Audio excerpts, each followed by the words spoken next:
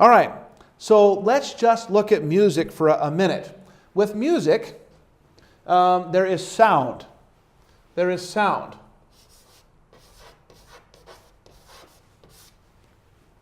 There is sound, and so we break sound up into different parts. All right. So if we just pull a hymn out of here, we have this. Is your life a channel of blessing? Is the love of God flowing through you? Okay. So part of that we have melody. We have melody. What's interesting, melody is what you remember. It's the memorable part of music, and it moves along horizontally.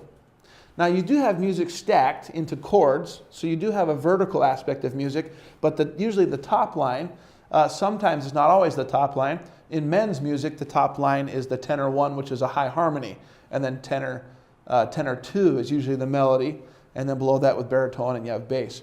But most of the time in the hymnal, almost always, except for maybe, anyway, so most of the time it's the line on the top. So you have ba da da da da da da da, and I love it. It's interesting. The human mind is amazing. My 5-year-old can listen to the orchestra play. There's a lot going on, and she can walk out humming the melody. And you'd say, well, yeah, but God has given that to us, to pick out the melody among all the different notes. There are other notes being played, and my 5-year-old can make sense of all the notes being played and walk out humming the melody. And we take that for granted. Well, yeah, there's nothing to that, because God allowed it to be nothing to us. We can pick out a melody among. That's just part of. It's amazing. We have no idea all that our eyes do when we look across a room.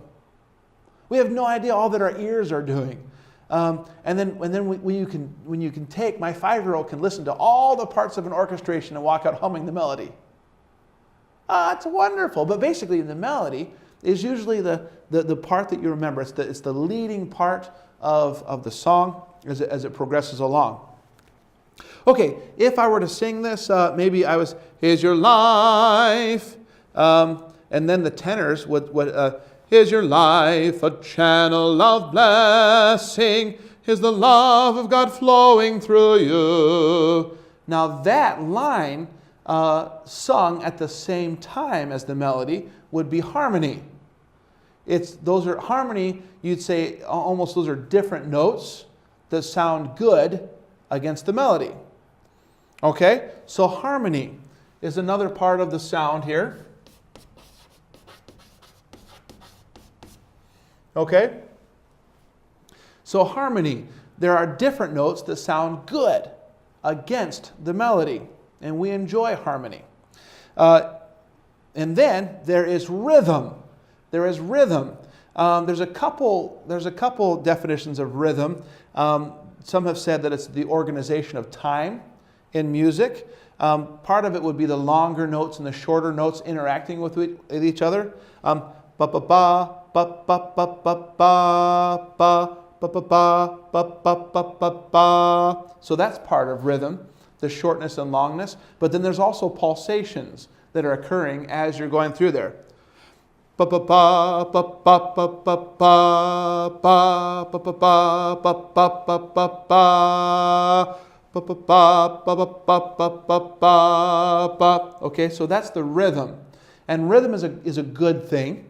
God has built us with a metronome. Our heart kind of pumps, and it speeds up depending on what we're doing. And if you drift off in class and imagine a train is about to hit you, it's like, oh, hey, you're back. It's like, and your heart is going really fast. The metronome sped up. The rhythm sped up.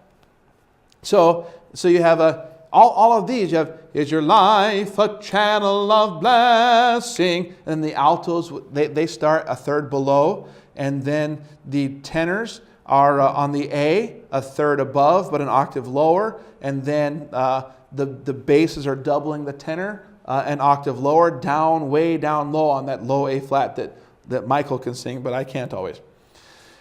Okay, so there's a few things going on there. And so you have melody, harmony, and rhythm.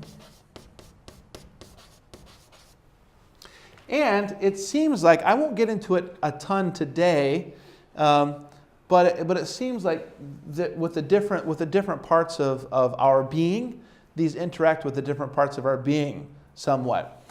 We have, when somebody says, beware the flesh. So there's a part of you have to watch out for. Isn't that interesting to think of yourself in parts? And we are in parts. We're going to say goodbye to this body. I'm going to park this forever. I'm going to find a parking spot and park it and leave it behind, like I did with my Buick. I parked it and I left it and I moved on. Well, I'm going to park this thing and I'm going to move on, okay? But this thing is I'm stuck with it right now, and like my car wants gasoline and windshield wiper fluid and transmission fluid and brake fluid and all sorts of things. Well, this body has cravings. Well, we're in parts, aren't we? We have a sensitivity. We have a spirituality. A dog has no idea that there's a God. God has built creatures with instinct. They're still trying to guess why birds fly south for the winter. And I have no problem with them figuring out that God they know somehow with magnetic fields, or I don't know, it gets cold. It's like, it's cold, how do they, but how do butterflies, the monarch butterfly finds the exact same spot in Mexico, and they could be all over Canada, different places, and some will all come together at one spot. How in the world? But does a butterfly know there's a God? No. We have that sense. We have that. Our spirit is going to move on. Our soul seems to be what's created when spirit combines with body. We have personhood. We We are a soul. Man became a living soul when the breath was when Jesus' breath was breathed into Adam. Man became a living soul. So life met body and became soul. Seems to be but anyway, we are a person, and we have a spirit that's going to leave this body and go to heaven. And soul and spirit are sometimes used interchangeably, but this body is another part of us. And it seems like with music, the parts of us interact with music in different ways. Better keep an eye on my time. Okay, with melody, it seems like our spirit. We think of Ephesians 5, where it talks about to being spiritual, not to be drunk with wine wherein is excess, but be filled with the Spirit. And then when you're filled with the Spirit, that's called spirituality, right? Filled with the Spirit, and then it says singing and making melody. Singing and making melody. And again, some have said, well, that's not what that's saying, but I think it is. That the melody and the spirituality, that's the part that comes out in the forefront. And then the Spirit identifies with that more. And we'll talk about that more later on. I don't want to get into a ton right now. But with harmony, the mind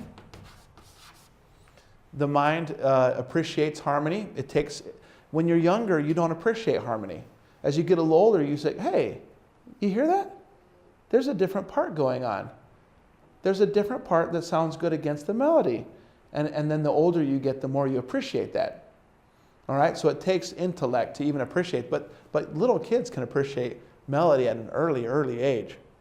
And then rhythm, the body can appreciate the rhythm. All right? And we can appreciate it too much. And we know that it can get out of control. Where I feel sorry because they'll have the little kids they think are so cute as the little kids are jamming to something. Like, oh, look at my 2-year-old jam to this song or whatever. And again, the object lesson, as a little kid, you can feel rhythm of something.